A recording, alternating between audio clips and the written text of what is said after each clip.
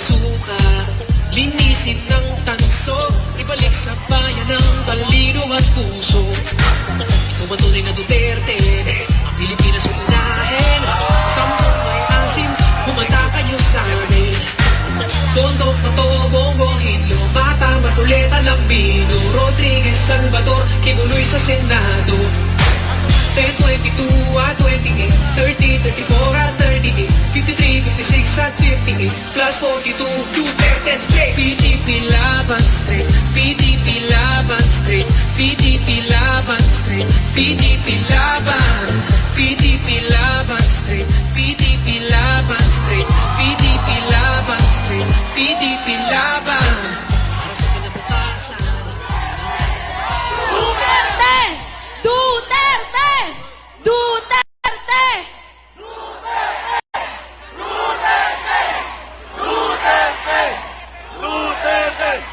Duterte! Maayong gabi sa inyong tanan! Magandang gabi sa inyong lahat. Ako si Veronica Kitty Duterte, bunsong anak ni Pangulong Rodrigo Roa Duterte!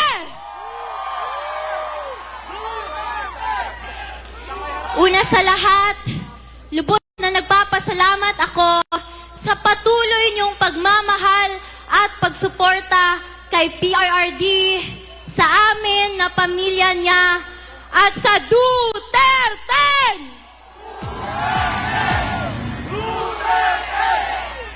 I believe it speaks volumes on his strategic approach to trust these public servants to be the next leaders of the Philippines. I would like to thank you, the Duterte, for your unwavering loyalty, not just to my father, but to the Filipino people. Maraming salamat sa inyo. Your principles cannot be bribed with money, power, and influence. It will not be forgotten. It has been my greatest honor in my 21 years. It has been my greatest honor to stand and fight for my country, my fellow men, my family, and for my father, who loved me into the woman I am today. Bago siya kinuha sa akin, the night before it happened, magkatabi pa kaming natulog. I asked him, Dada, what's gonna happen to you?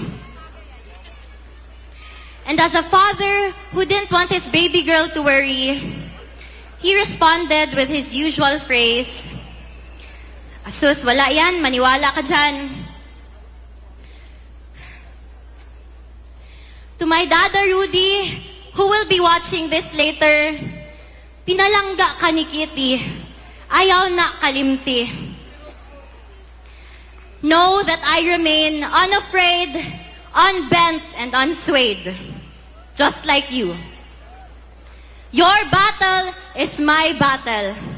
Mabuhay ka at mabuhay ang Pilipinas!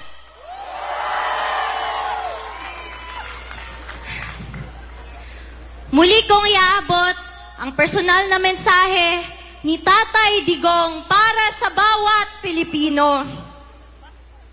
Sabi niya, exercise your right to vote and do so wisely. My warmest greetings of love to every Filipino.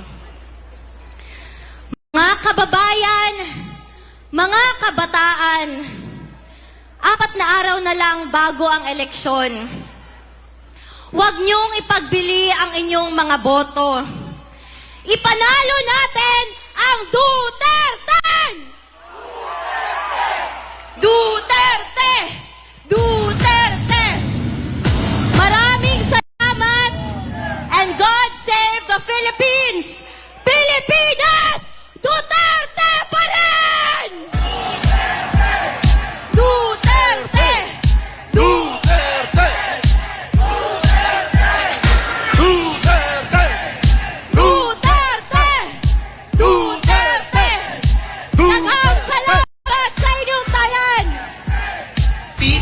laban, PDP laban street, PDP laban street, PDP laban street, PDP laban. Bumili ka na ng suka, linisin ng tanso, ibalik sa bayan ng talino at puso.